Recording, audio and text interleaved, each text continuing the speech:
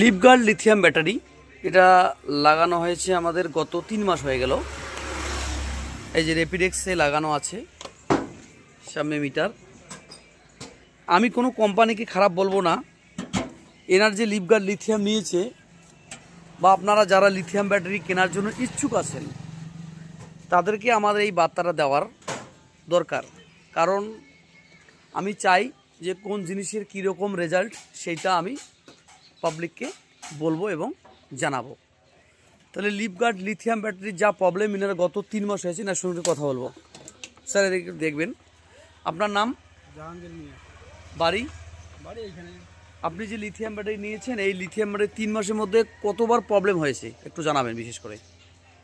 Problem তো কিছুবার হয়েছিল, তাতে 2-3 বার হয়েছে কি? 3বার হয়েছিল। কিসে প্রবলেম হয়েছিল? মানে চার্জার সমস্যা হয়েছিল। আচ্ছা বন্ধুরা, শুনতে পেলেন গত 3 মাসের মধ্যে এনার 3 বার প্রবলেম হয়ে গেছিল। কিন্তু প্রবলেম হলে কোম্পানি দেখবে, কিন্তু আমরা এত প্রবলেম হলে এত সময় দেওয়া আমাদের পক্ষে সম্ভব না। কারণ বারবার যদি প্রবলেমে হয় 3 মাসে 3 বার প্রবলেম হয়ে গেছে। এই যে বিশেষ করে বলবো যে লিফগার্ডের আপাতত রেজাল্ট এটাই আছে, কিন্তু বেশিরভাগ এনার চার্জারের প্রবলেম হয়ে যাচ্ছে, চার্জ ঠিকমতো হচ্ছে না, চার্জারে অনেক রকম প্রবলেম হচ্ছে।